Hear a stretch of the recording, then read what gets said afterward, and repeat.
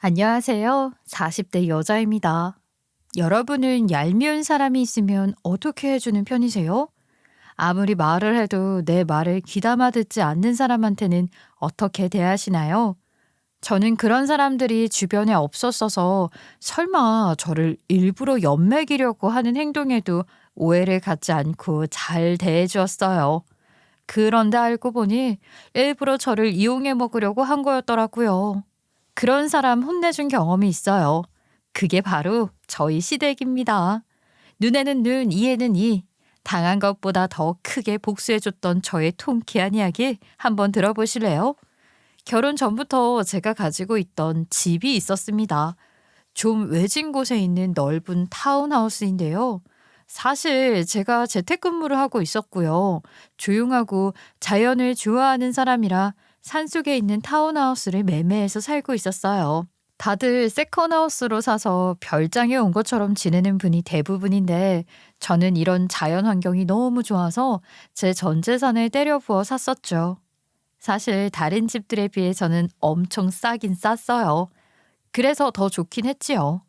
남자친구와 결혼을 하게 되면서 제 집으로 신혼집을 하면 어떨까 하는 생각을 하게 되었어요. 남자친구도 재택근무라서 괜찮을 것 같았거든요. 자기야, 우리 신혼집을 지금 내 집으로 하는 게 어때? 어차피 자기도 재택근무라서 집의 위치는 상관이 없고 나도 그렇고 난 무엇보다 이곳이 너무 좋아서 어때? 야, 너무 좋지. 나도 한적한 곳 좋아해. 도시에 살면 좁은 집에서 시끄러운 일도 많이 생기고 하니까 여기서 사는 거 나 완전 찬성이야. 저희 둘이 합의를 해서 저희 집을 신혼집으로 하게 되었고요. 어차피 살림살이도 다 있고 집도 제 마음에 들게끔 다 꾸며져 있었으니 손볼 곳도 없었어요. 남자친구가 자신의 집만 가지고 들어오면 되기 때문에 큰 변화는 없었습니다. 그런데 어른들의 생각은 좀 달랐어요.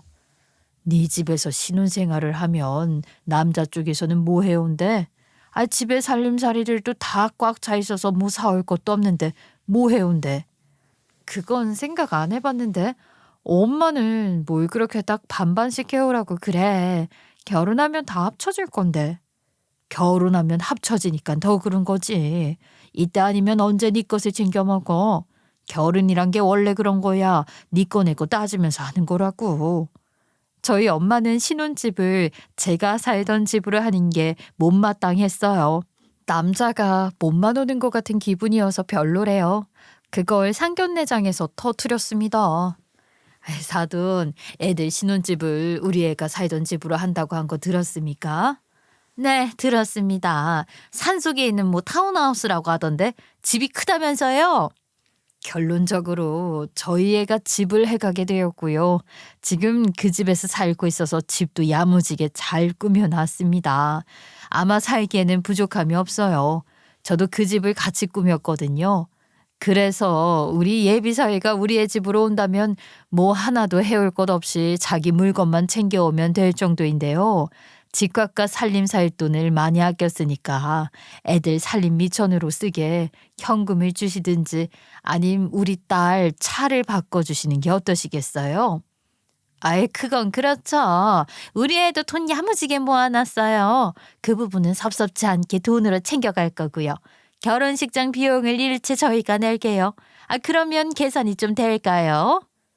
내 집에서 신혼생활을 하는 대신에 남자 쪽에서 현금을 가져오고 결혼식 비용을 일체 부담을 하는 걸로 정했고요. 이 정도 선에서 엄마는 넘어가기로 했습니다. 그 외에 예단과 이바지 음식 등을 조율했고요. 그런데 상견례를 마친 얼마 뒤 엄마한테 전화가 왔어요. 예, 나 아무리 생각해도 이건 아닌 것 같다. 생각을 해봐. 네가 신혼집을 해오는 대신에 그쪽에서는 모아놓은 돈을 가져오고 결혼식 비용 일체를 부담한다고 하는데 모아놓은 돈은 당연히 가지고 오는 게 맞는 거고 너도 모아놓은 돈 다 가져갈 거잖아. 그러니까 그거 쌤쌤 아니야? 어? 그러고 보니 그렇네. 내가 남자친구한테 물어보니까 남자친구가 가져오는 돈이 나랑 비슷하더라고. 누구는 수억짜리 집을 해온다는데 누구는 공짜로 장가를 오냐. 네가 집도 해가고 돈 모아놓은 것은 당연히 네 것이니까 다 가져가는 건데 이거는 좀 완벽하게 손해 아니야? 이런 계산은 딱딱 정확히 해야 하는 건데 네 시어머니 될 사람이 뭔가에 홀리게 하는 재주가 있는 것 같아. 나도 그때 좀 뭔가 이상하다고 생각했는데 생각해보니까 그렇네. 결혼식 비용은 해봤자 식대에서만 많이 나올 건데 그건 집값에 비하면 얼마 안 할 거고 예단 비용도 얼마나 많이 부르던지 내가 네 시어머니랑 통화해서 예물이라도 더 해달라고 해야지. 아유 안 되겠다. 때마침 한복을 맞춰야 되는 날이라 그렇게 해서 양가 엄마들과 저희까지 넷이서 만나게 되었어요. 한복을 마치고 밥을 먹고 엄마가 이야기를 꺼냈어요. 사돈, 생각해보니까요. 신혼집을 저희의 집에서 하는 대신에 아들이 모아놓은 현금과 결혼식 비용 일체를 내기로 했잖아요. 그런데 저희 애도 모아놓은 돈 가져갈 거고 그 돈이 비슷하더라고요. 결혼식 비용은 해봤자 얼마 나오지도 않을 거고요. 사돈, 뭘 그렇게 계산이 빠르십니까? 결혼이 애들 행복하게 잘 살라고 시키는 거지. 뭘 그렇게 따지십니까? 에휴, 사돈이 잘 모르시는 거예요. 원래 결혼은 따지는 게 맞습니다. 그래서 말인데요. 다른 데에서는 할 게 없으니까 결혼식 하기 전에 우리 애 예물이라도 많이 해주세요. 저는 애 결혼할 때 일체 도움 안 줄 겁니다. 애들도 처음부터 그렇게 하기로 했고요. 저 돈 없어요. 저희 애한테 말하세요. 예비 시어머니는 엄마의 요구를 아들한테 떠넘기더라고요. 세상에 이렇게 무책임하다니요. 말이라도 마음은 많이 해주고 싶지만 여유가 없으니 살면서 찬찬히 해주겠다고 하면 저희 엄마도 이해했을 겁니다. 말이라도 그렇게 해줬으면 속이 시끄럽지 않았을 텐데요. 그때 느꼈습니다. 시어머니 되실 분은 아나무인이라는 걸요. 그날 기분이 확 상해서 집으로 돌아왔는데요. 남자친구가 그러더라고요. 아무래도 내가 너에게 많이 부족한 것 같아. 내가 이렇게 능력이 없는 줄은 몰랐는데 내가 많이 부족해서 미안해. 이런 부족한 부분 살면서 갚아도 될까? 부족하다니 그런 말이 어딨어. 난 자기와 함께 영원히 살 수 있어서 좋아. 우리 행복하게 잘 살 수 있을 거야. 내가 약속할게. 평생 자기 편에 서겠다고. 내가 그거 하나만은 꼭 지킬게. 남편 아니라 당신 편 할게. 고마워. 나는 그거 하나면 돼. 이 마음 변치 말기야. 알았지? 예비 시어머니께 화가 났던 마음이 남자친구의 말 한마디에 또 녹아내렸어요. 제가 이런 말을 엄마한테 했더니 엄마도 꽤나 만족스러워 하셨어요. 세상에 그런 말을 했어? 그 아나무인 부모 밑에서 자식은 잘 컸네. 자식 농사 하나는 잘 지었네. 남자친구가 그런 말 해주니까 나도 사실 예비 시어머니한테 기분이 좀 상해 있었는데 마음이 또 풀리더라고. 나도 생전에 아들 장가 그렇게 보내는 사람은 처음 봤다. 그래도 우리 사위가 개념이 있어서 다행이지. 그런 말도 너한테 안 했으면 이 결혼 뒤집어 엎었을 거야. 엄마는 내가 그런 사람을 골랐겠어? 우리만 생각하면 정말 행복하게 잘 살 수 있을 것 같은데. 엄마, 우리 지켜봐줘. 우린 잘 살 거야. 결혼 진짜 어렵다. 그렇게 해서 결국 결혼을 하게 되었고요. 결혼식장 밥값을 시댁에서 내기로 했잖아요. 그런데 당일에 돈 없다고 남편 보고 내게 한 거 있죠? 그때 신랑이가 있었어요. 예, 결혼식 비용은 네가 내라. 엄마 돈 없어. 이 많은 돈을 어떻게 마련해? 나 돈 없는 거 알잖아. 엄마가 돈이 없기는 무슨 돈이 없어. 그리고 엄마가 내기로 했으면 엄마가 내야 하는 거 아니야? 아이 네 결혼식이니까 네가 내. 나중에 돈 생기면 주던지 할게. 지금은 돈 없어. 너 카드 있잖아. 어서 계산해. 오늘 받은 축의금도 다 엄마가 가져간다고 해놓고선 무슨 돈이 없대. 그리고 이렇게 되면 우리 생활비에서 나가게 되는 건데 내가 처갓집 보기가 민망해. 엄마가 내기로 했으면 좀 내. 나중에 돈 생기면 주던지 한다니까. 여기 사람 기다리잖아. 이런 걸로 집안 망신시키지 말고 아유 어서 내. 남편은 얼굴이 붉어졌어요. 화를 겨우겨우 참고 있는 것처럼 보였습니다. 옆에 있던 저도 정말 화가 나더라고요. 시어머니와 시아버님은 네 결혼식인데 당연히 아들이 내야 한다는 입장이셨고요. 이게 맞는 건가요? 결국 시댁에서는 결혼식장 비용을 내겠다는 약속도 안 지켰습니다. 당신들이 한 말에 대해서도 책임지지 않는 건 너무한 거 아닌가요? 아무튼 저도 남편도 매우 실망했었고요.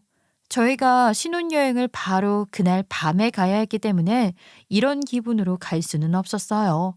저는 남편을 달래고 저도 애써 이런 상황을 인지하지 않으려 하면서 신혼여행을 갔던 것 같습니다.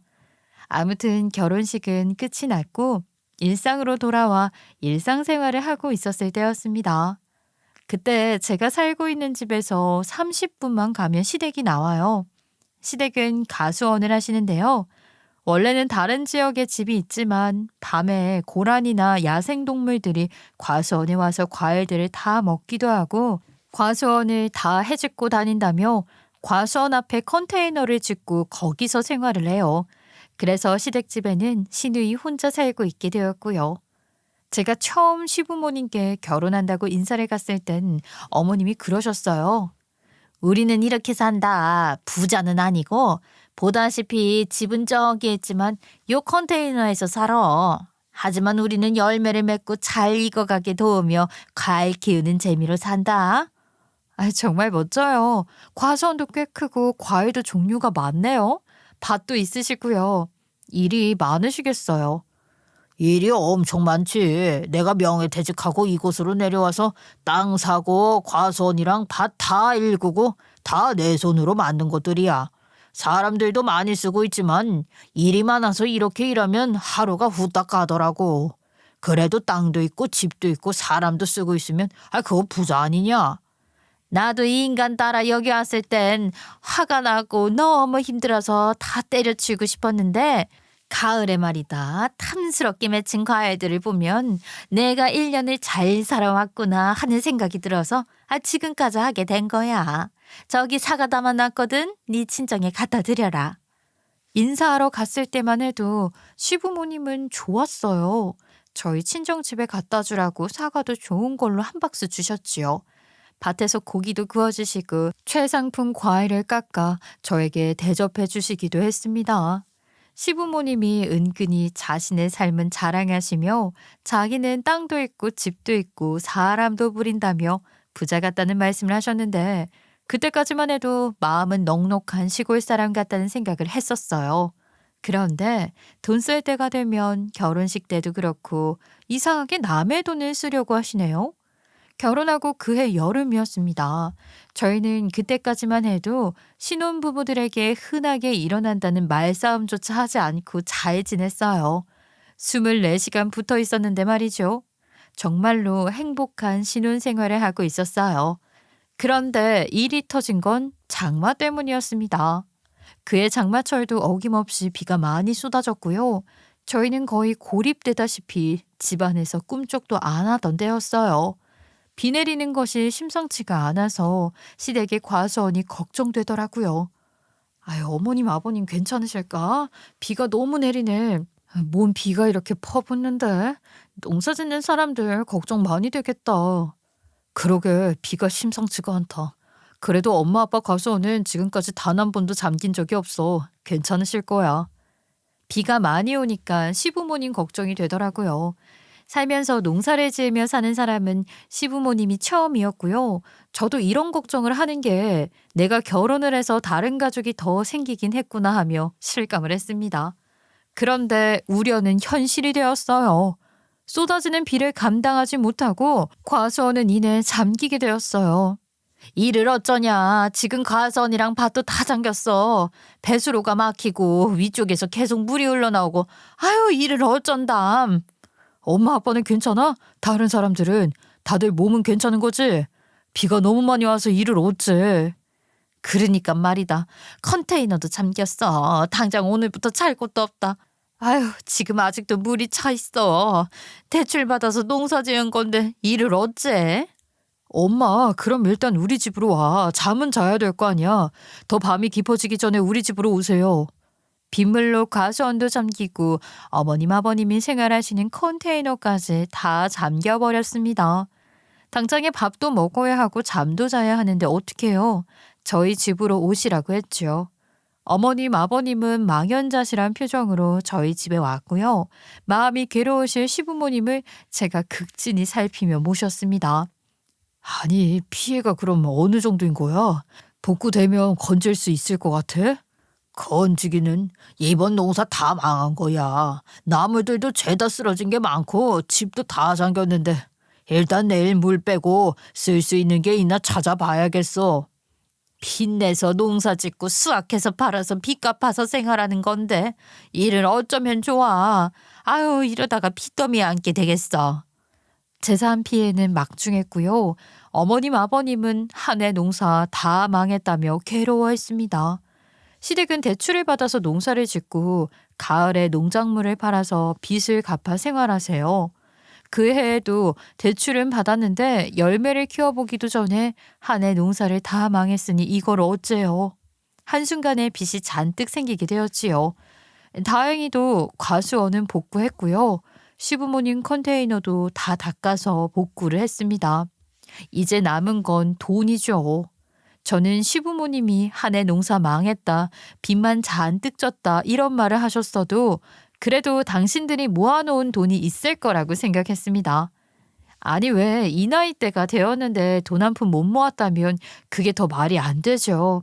시부모님이 과소비를 하시는 사람들도 아니고 뭐에 투자를 하는 사람들도 아니니까 돈을 잘 차곡차곡 모아놨겠다 했어요. 더욱이 아버님이 저 처음 만났을 때 그러셨잖아요. 과수원 땅도 아버님이 사셔서 일군 것이고 어머님 아버님이 농사만 지으셔서 옷차림은 별 볼 것이 없지만 차도 저희가 결혼하기 전에 외제차로 바꾸셨고요. 귀농하시는 분들 중에 정말 알부자인 사람들이 있잖아요. 저는 저희 시댁이 그런 류인 줄 알았어요. 남편도 어릴 적 얘기를 할 때면 좀 유복하게 살았어서 큰 어려움이 없이 자랐다고 했고요. 그래서 결혼식 때 비용을 일체 아끼시는 모습에서 화가 났던 건데요. 침수가 되고 난 지 2주가 지나서 시어머니, 시아버지께서 저희를 따로 만나자고 했습니다. 너희들 사는 건 별 어려움 없어? 이제 시작하는 단계이기 때문에 크게 힘든 점은 없지? 네, 어머님. 저희는 성실히 돈 벌고 잘 쓰지도 않고 빚도 없어서 사는 데에는 큰 어려움이 없어요. 그런데 왜요? 저는 사실 이때까지만 해도 시어머님이 어려움이 없냐고 물어보셔서 혹시나 우리를 좀 도와주시려고 그러시는 건지 하는 생각이 들었습니다. 이참에 과수원을 정리하시고 남은 돈으로 우리를 좀 주시려고 하는 건 줄 알았어요. 좀 기대를 했었죠. 그런데 어머님 입에서 나오는 말은 제 상상과는 전혀 다른 이야기였습니다. 그래, 너네는 빚도 없어서 넉넉하게 살겠다. 우리는 빚이 많아서 하루하루 피가 마른다. 그래서 말인데 혹시 니네가 우리를 좀 도와줄 수 있니? 뭐? 아유, 엄마, 빚이 그렇게 많아? 그렇게 힘든 거야? 얼만데? 얼마가 필요한 건데? 5천 정도면 될 것 같은데 혹시 빌려줄 수 있냐? 내년에나 갚을 수 있을 것 같아. 우리도 결혼한 지 얼마 안 됐잖아. 각자 따로 돈을 관리하고 있고 이제부터 시작하는 사람들인데 그렇게 큰 돈은 없지. 아, 너 결혼 전에 모아놓은 돈 있잖아. 그 돈 다 어디다 썼어? 너네 방금 돈 벌면 고스란히 모아놓고 쓸 일도 없다고 했잖아. 그 돈은 다 묶여있지. 바로 융통해 줄 수 있는 돈이 아니라고. 그걸 다 빼려면 더 골치가 아파. 그 돈은 절대 못 빼. 에이구, 자식놈 키워봤자 필요 없다더니 그 말이 딱이네. 부모가 도와달라는데 돈이 있어도 어떻게 도와주질 않아. 있어 글럼. 됐어. 그냥 감옥이나 가지. 신용불량자가 되어서 여기저기 떠돌아다니지. 기대한 내가 잘못이지. 에휴. 시부모님은 바랬던 저희에게 크게 실망하고 돌아가셨고요. 남편도 괴로워했습니다. 아, 자기야, 혹시 뭐 돈이 없어? 묶여있는 것들 빼기 어려워? 그럼 내가 좀 빌려줄까? 부부는 일심동체잖아. 아니, 사실은 돈 있어. 얼마 전에 만기된 거 있어서 돈은 있어. 그냥 우리 부모님께 돈 빌려주기가 싫어서 그런 거야. 뭐? 왜? 부모님이잖아. 지금 매우 어려워하시는데 돈이 있으면 빌려줘야 할 것 같은데. 아니, 솔직히 말해서 우리 결혼할 때 우리 부모님이 나한테 해준 게 뭐가 있어? 솔직히 엿 먹으라고 결혼식 비용도 당일에 가서 안 내주시는 부모님인데 내가 거기에 충격을 많이 받았어. 상처를 많이 받아서 내 건 내가 잘 챙겨야겠다는 생각을 했어. 아유, 그래도 그렇지. 지금 어머님 아버님이 다른 데에 돈 쓰려는 것도 아니고 뭐 용돈을 달라고 하는 것도 아니잖아. 힘들어 보이시는데 빌려드리는 게 어때?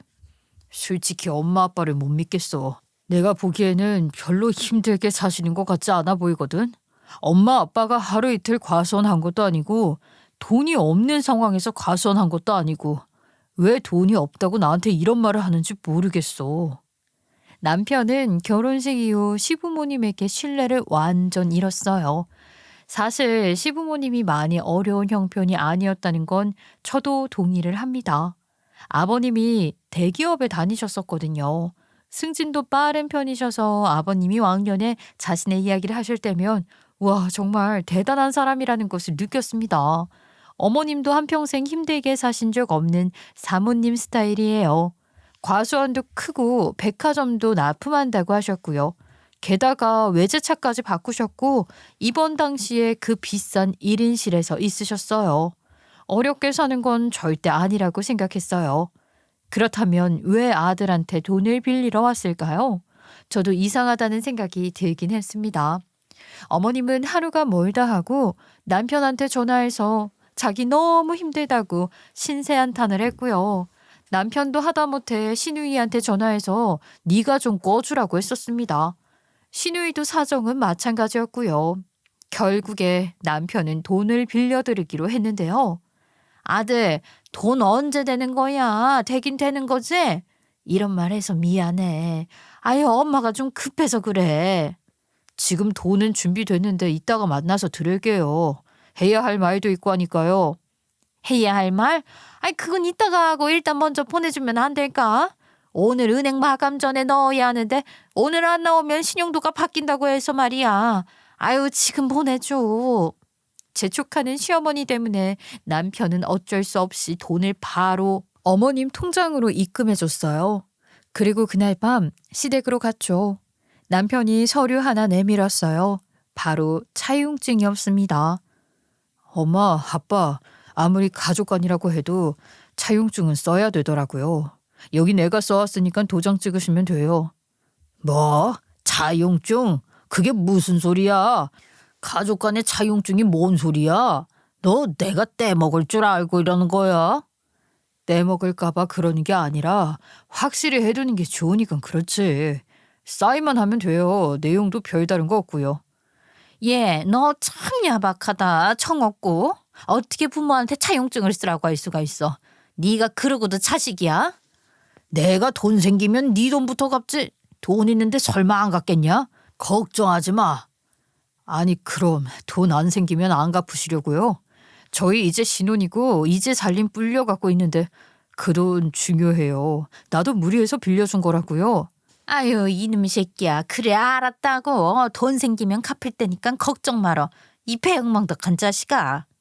시부모님은 차용증을 써달라는 남편의 요구에 불같이 화를 내셨고요. 아버님과 어머님은 그 자리를 뜨셨습니다. 저는 저희 남편이 잘못했다고 생각하지 않아요. 정당한 걸 요구했다고 생각하고요. 저도 옆에서 보니까 너무 황당하더라고요. 말이 아다르고 어다르잖아요. 돈이 생기면이라니요. 무슨 수를 써서라도 갚겠다가 아니었습니다. 자칫 안 갚을 수도 있다는 말처럼 들렸거든요. 저도 이렇게 황당한데 남편은 얼마나 화가 났게요. 오도 가도 못하고 정말 열받아 했습니다. 급하다고 해서 먼저 돈을 보낸 게 잘못이었어요. 젠장, 그래도 설마 안 주시겠어? 라는 생각이었죠.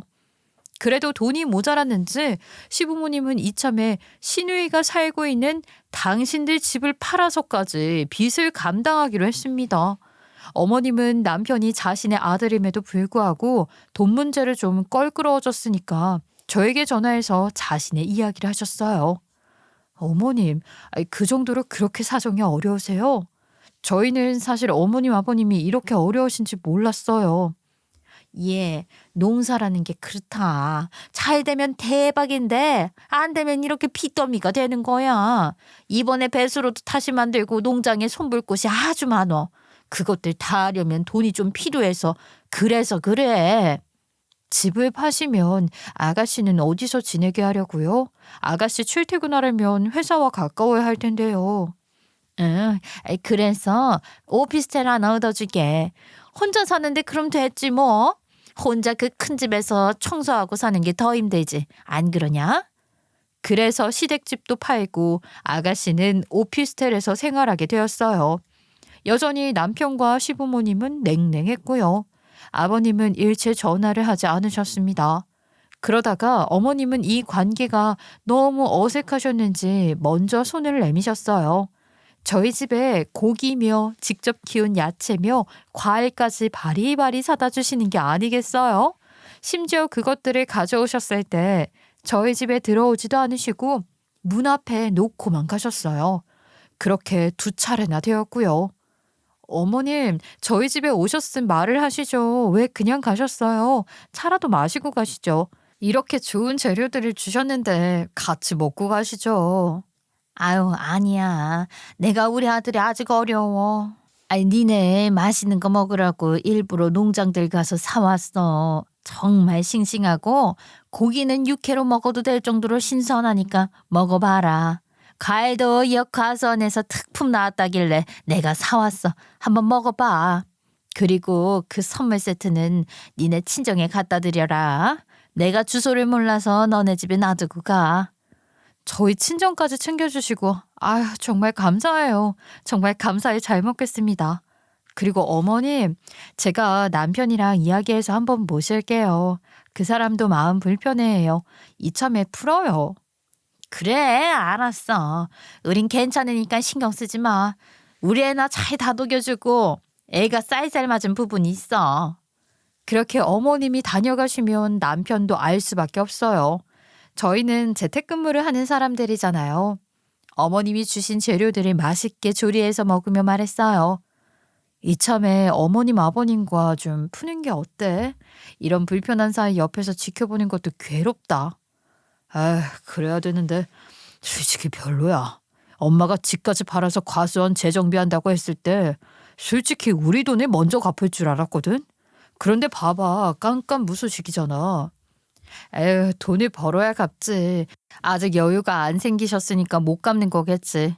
우선순위가 있잖아. 일단 급한 거부터 처리해야 하니까. 안 그래? 돈을 벌어야 우리 돈을 주실 수 있는 거잖아. 그러니까 좀만 더 기다려보자. 아무렴 부모님인데 우리 돈 떼먹으려고 하시겠어? 안 그래? 그렇긴 하겠지. 설마 그러진 않으시겠지? 다달이 얼마라도 주실 줄 알았는데 아무 말도 없는 게 좀 그랬어. 알았어. 자기 말대로 좀 믿고 기다려봐야겠다. 그렇게 해서 시부모님과 남편은 화해를 하게 되었어요. 제가 시부모님께 남편을 데리고 가선으로 놀러 간다고 하자 어머님과 아버님은 한상 거하게 차리셔서 저희를 맞아주셨고요. 그날 묵었던 회포를 다 풀게 되었습니다. 다시 화기애애한 분위기로 바뀌게 되었죠. 어머님은 그날 이후로도 계속 저희한테 잘 대해주셨어요.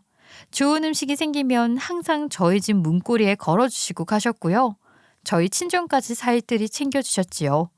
게다가 제가 독감에 걸려서 아팠던 날이 있었는데 그때는 손수 죽까지 만들어 오셨고요. 어머님이 가끔씩 계약 때문에 백화점에 가실 때가 있는데요. 그럴 때면 꼭 제 옷을 사다 주셨어요. 자기야, 이거 어머님이 나 사주신 옷이야. 예쁘지? 어때? 잘 어울려? 잘 어울리긴 하는데 이런 거 말고 차라리 내 돈이나 조금씩 갚으시지. 왜 돈을 안 갚으실까? 말도 없고. 한 방에 갚으신다고 하셨잖아. 아유, 그 돈 생길 때까지 좀 기다려보자. 그게 언제일까? 우리 부모님이지만 알 수가 없다 정말. 내가 자기 보기가 민망해. 아니, 난 괜찮아. 언젠간 주시겠지. 주신다고 했으니까 좀만 기다려봐. 알았지? 그렇게 결혼한 지도 1년이 지났을 무렵 저희가 출퇴근하는 패턴으로 바뀌게 되었어요. 집이 너무 멀어져 이사를 가려고 집을 내놨지만 이런 외진 곳에 이사 올 사람은 절대 없었습니다. 게다가 제가 이 집을 처음 샀을 땐 엄청 싸게 샀었거든요. 그런데 결혼을 하고 나서부터 근처에 도로가 생기고 대형 교회가 이곳으로 이전하고 공장들도 생겨서 자연스럽게 식당도 생기고 맛집들이 많아졌어요. 그래서 동네가 갑자기 시끌벅적해졌습니다. 부동산 사장님도 저희의 사정을 듣고는 조언을 해주셨어요. 내가 동생 같아서 하는 말이야. 지금 이 지역이 뭔가 많이 생기고 있지? 이건 관심 대상의 지역이 됐다고 생각하면 돼. 지금 거래만 없을 뿐 분명히 오를 만한 가치가 충분하거든. 지금 이곳에 집 짓는다고 땅 보러 다니는 사람들 종종 와. 그런 가치는 분명히 오를 거야. 그러니까 여유가 많이 없다면 할 수 없지만 여유가 좀 있다면 집을 비워두고 한 2년 뒤에 팔아봐. 그럼 돈 꽤 챙겨갈 수 있을 거야. 부동산 사장님의 말은 좀 일리가 있는 것 같았어요. 저희도 부동산 사장님의 말에 동의를 했었죠. 어차피 지금은 집 보러 오는 사람도 없어서 집을 팔 수도 없는 상황이었고요. 결국 집을 비워두고 서울 회사 근처에 작은 집을 얻게 되었습니다. 그런데 그해 여름 또 태풍이 불어와 시댁의 과수원을 다 무너뜨렸고요. 그때 아버님이 그 태풍을 뚫고 날아가는 과수원 장비를 재정비하겠다고 나섰다가는 크게 다치셔서 다리를 절게 되셨습니다. 어머님도 태풍이 지나간 후에 과수원을 일으킨다고 일을 하시다가 50견으로 팔이 안 올라가게 되었어요. 두 분 다 병원에 입원하게 되어서 저희가 병문안을 가게 되었습니다. 자연현상에 사람이 대응을 해봤자 어쩔 수 없는 거라는 생각이 들게 된 순간이었어요. 어머님 아버님도 연달아 2번이나 과수원이 망가지자 망연자실하게 되셨고요. 그때 큰 결심을 하게 되셨습니다. 우리 그 과수원 팔았다. 아무래도 매년 적자에다가 이렇게 장마나 태풍 맞으면 한순간에 폭삭 망하니까 사는 게 너무 힘들어.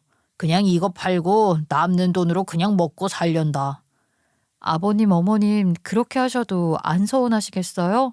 그래도 꽤 애정을 가지고 하신 일인데 한순간에 그만두시면 아쉬울 것 같아요. 누가 사가셨어요? 옆에 과수원에서 사갔어. 그분은 아주 잘하시거든.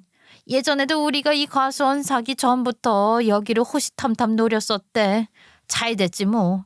나는 속이 시원하지. 난 원래 서울에서 계속 살고 싶었어. 네 시아버지가 기농에 뜻이 있다고 해서 내려온 거지.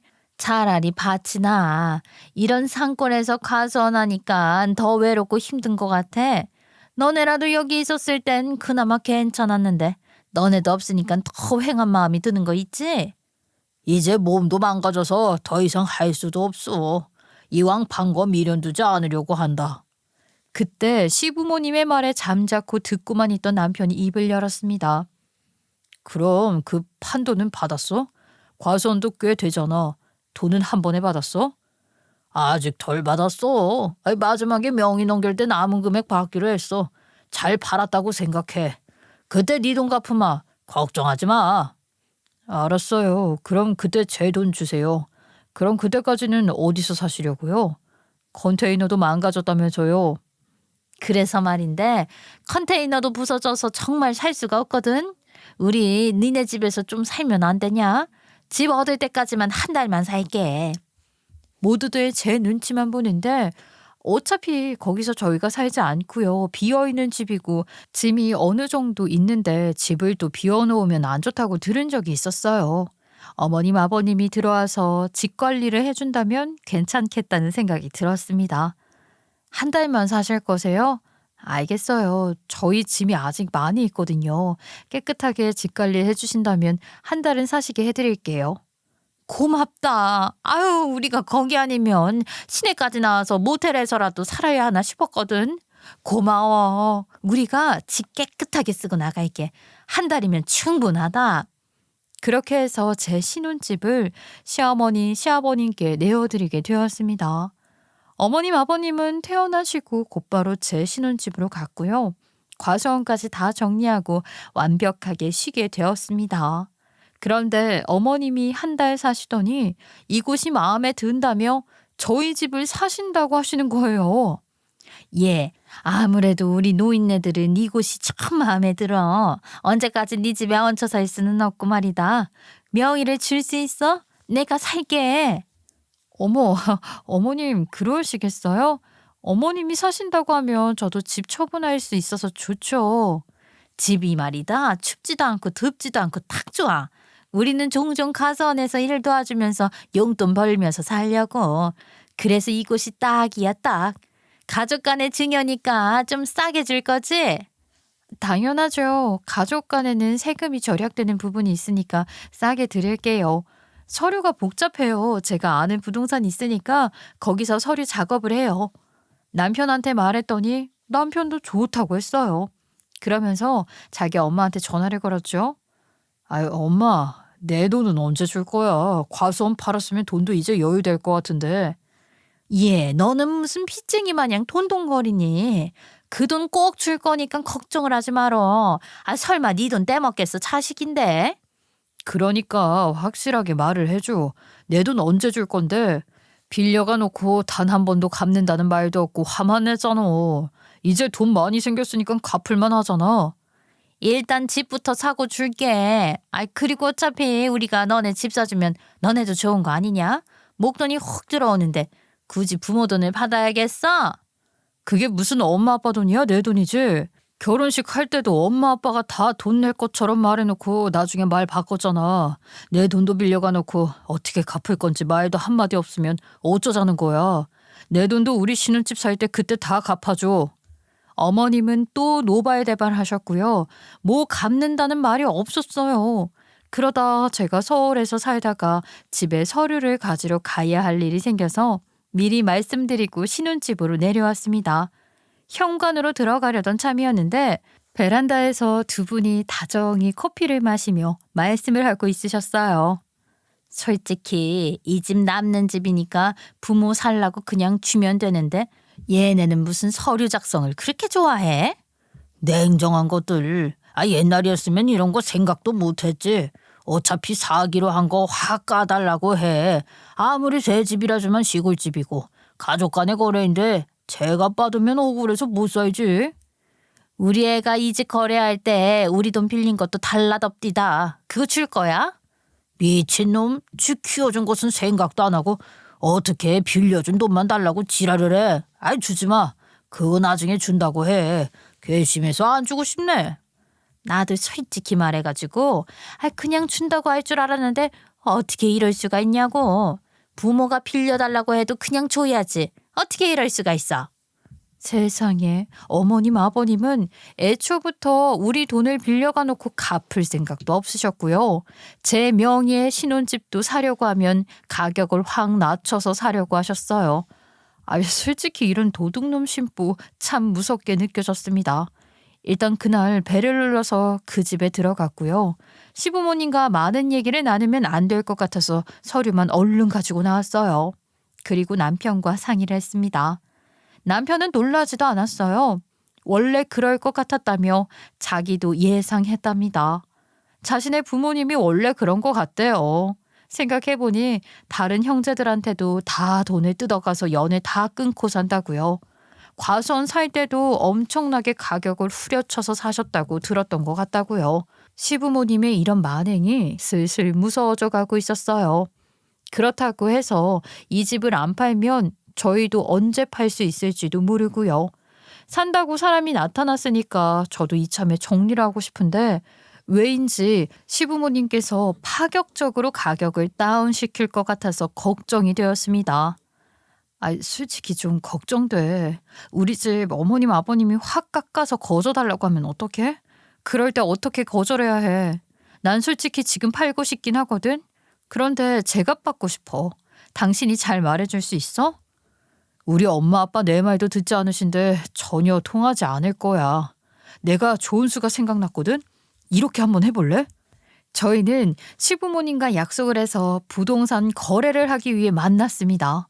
제가 알고 있는 그 부동산에 가서 합법적으로 거래를 했어요. 저희가 만나기 전에 어머님이 미리 부동산에 가서 가격을 알아봐 놓으셨고요. 그러시고 역시나 과도하게 가격을 다운시켰습니다. 그래도 저희는 팔고 싶은 마음에 팔기로 결심을 했죠. 부동산에서 서류 작성을 다 했고요. 며칠 후 명의 이전까지 다 했습니다.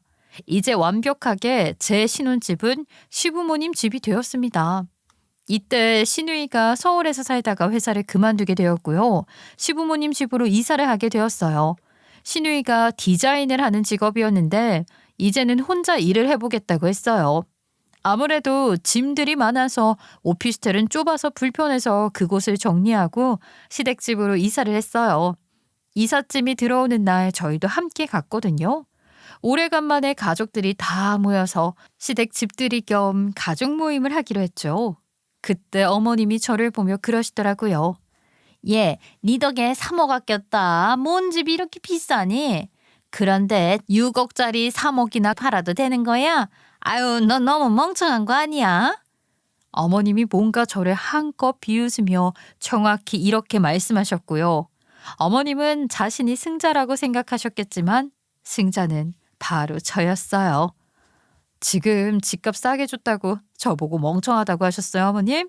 멍청한 건 어머님이신데 그걸 모르셨군요. 에? 그 뭔 소리야? 6억짜리 3억이나 깎아놓고선 뭘 그렇게 잘 팔았다고 희덕대냐? 저는 조용히 서류 한 장을 꺼냈습니다. 그리고 어머님께 보여드렸지요. 그 서류에는 사실 이 집이 시세가 2억이라고 되어 있는 서류입니다. 저는 2억짜리 집을 시부모님 덕에 1억이나 더 받고 팔게 된 거예요. 정말 멍청한 사람이 누군지 알겠죠. 아니, 니네 이게 무슨 짓이야? 시세가 2억이라니. 너네 이거 사기야. 너네 우리한테 사기친 거야. 아이고, 이런 사기꾼들을 봤나? 어머님이 저희를 보고 사기꾼 아니냐며 피를 토하시는 심정으로 저희를 나무랐습니다. 이게 어떻게 된 일이냐면요. 사실 부동산 사장님과 형님 동생 하는 사이예요.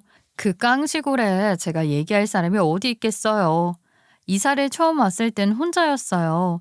커피를 마시러 밖으로 나왔는데 아무리 가도 커피숍 하나가 없는 거예요. 그때 때마침 길가에 부동산 하나가 있어서 들어가서 물어봤죠. 저 사장님, 근처에 뭐 핸드드립 커피 파는 커피숍 없나요? 길가에 나오면 있을 줄 알았는데 혹시 제가 못 찾는 건가 해서요. 아유, 일로 들어오세요. 저기 타운하우스에 사시는 분이죠. 여기까지 걸어왔어요. 이런 산동네로 이사 와놓고선 무슨 드립 커피를 찾아요. 아유, 앉아요, 앉아. 내가 믹스 커피 맛있게 타줄 테니까 그거 마시고 가요. 서울 사람이에요. 그때 부동산 사장님이 믹스 커피를 타주신 게 인연이 되어 전 종종 생활이 적적할 때마다 부동산 가서 도란도란 이야기도 하고 맛있는 것 있으면 나눠 먹고 계속 친하게 지냈습니다. 결혼 후에도 종종 제가 시부모님께 열받는 이야기들을 부동산 사장님께 전해드렸고요. 깊은 공감을 해주시면서 시부모님 욕을 같이 해주셨던 분이세요. 제가 이번에 집을 팔려고 할 때 가지고 있으라고 했잖아요. 사실은 주변에 이사 온 교회가 이곳을 그냥 수련원으로만 사용한다고 용도를 변경했다고 해요. 매주 예배를 드리는 곳으로 사용하려고 했을 때 신자들이 이곳에 집을 짓고 살겠다고 땅을 보러 다녔다고 했다가 용도가 변경되는 바람에 집값이 멈추게 되었습니다. 그래서 이왕이면 산다고 하는 사람이 있으면 파는 게 낫다고 나중에 조언도 또 해주셨어요. 그때 시부모님이 부동산에 몇 번이건 찾아와서 집에 대해 상담을 하셨대요. 그 전에 제가 저희 시부모님 사진도 보여드리고 하도 이야기를 많이 했었고 제 집도 아시는 분이라 한눈에 저희 시부모님인 걸 알아보셨답니다. 시부모님은 가격은 얼마인지 오를 확률이 있을지 아주 세세하게 상담을 하고 가셨대요. 그때 사장님께 저희가 부탁을 했었죠. 시부모님께 시세보다 더 많이 받고 싶어요. 우리가 당한 게 하도 많아서 이번에 꼭 집도 제값받고 우리가 빌려준 돈도 돌려받고 싶어. 혹시 우리 도와줄 수 있어요? 시세보다 비싼 값을 부르면 되지. 어차피 깎을 거니까 시세보다 훨씬 더 높은 가격을 불러야겠네. 그럼 원하는 제값을 받을 수 있지 않을까? 혹시 그렇게 도와줄 수 있어요?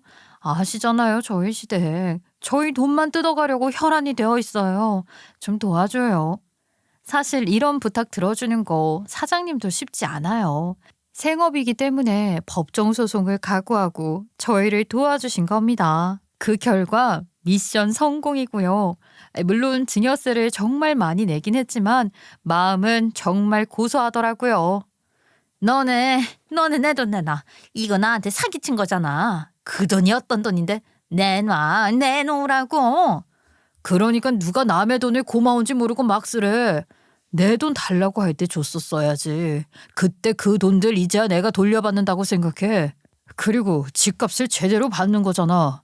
남은 돈은 엄마가 우리 결혼식장 비용 주려고 했던 돈이고 이자라고 치고 가져갈게요.